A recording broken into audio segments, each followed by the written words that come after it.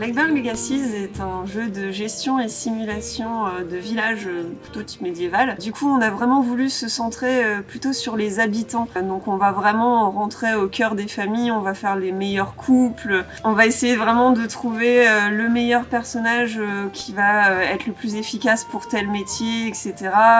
Au niveau des événements, ça va être des dramas entre les personnages pour faire évoluer leurs relations dans le village. Donc voilà, on va vraiment rentrer au cœur du village et de ses habitants. Legberg Legacies, c'est notre premier jeu auto-édité, et donc on est super excités par cette opportunité. Ça fait 5 ans qu'on développe des jeux indés, et c'est un peu l'évolution naturelle du studio, et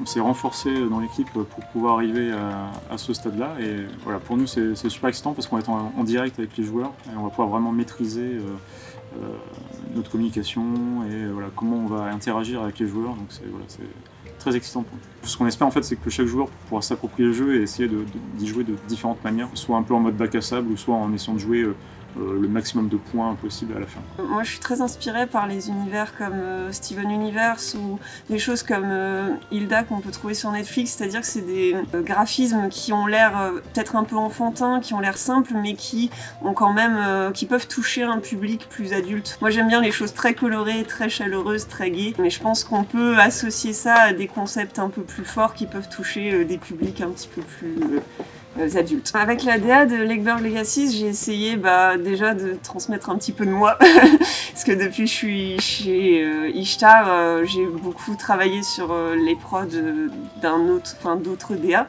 Donc le but de Legberg, c'était aussi d'apporter un petit peu ma touche parce que mine de rien, chez un artiste, on a toujours tendance à chercher son style. Le but, c'était de trouver un petit peu ce qui me plaisait, et puis comme c'était un concept un petit peu plus light justement que ce qu'on fait d'habitude, c'était bien aussi, je trouve, que le graphisme apporte aussi cette information d'avoir quelque chose d'un petit peu plus light aussi. Comme beaucoup de gens ont pu faire le rapprochement, il y a un petit clin d'œil dans le trailer, c'est donc un mème.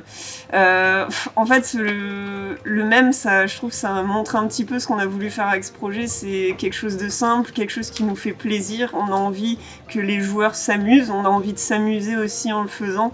Donc ça nous a bien fait rire quand j'ai fait. En fait, c'est parti d'un truc. Quand j'ai fait le storyboard du trailer, j'ai glissé l'idée, ça nous a bien fait rire. On s'est dit tiens, je pense que ça montre bien l'esprit de Legberg. On veut quelque chose de simple mais qui est agréable et qui fait rire le public. Legberg Legacies, c'est un jeu de gestion qui met les habitants d'un village au cœur du gameplay. Donc on va vraiment gérer nos habitants et essayer de les marier ensemble en essayant de faire les meilleurs coups possibles, garder sa lignée et faire évoluer le village comme ça.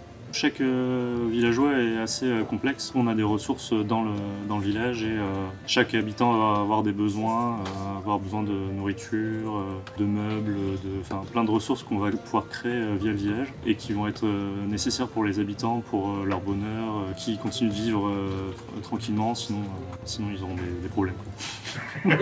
Dans Legberg Legacies, en fait, il va y avoir plein aussi de dramas qui vont apparaître pendant le jeu. Un exemple d'événement qui peut apparaître spontanément quand par exemple on va essayer de marier des personnes ensemble, d'un coup il va y avoir le père de la fille qui veut se marier qui va apparaître et dire non, je veux pas que tu te maries avec cette personne-là, moi je voulais te marier avec un tel pour avoir des terres à la ferme ou des trucs comme ça.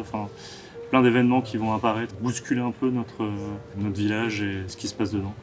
Donc dans le jeu, on s'est pas mal inspiré de nos vies perso et des anecdotes de l'équipe pour générer du drama.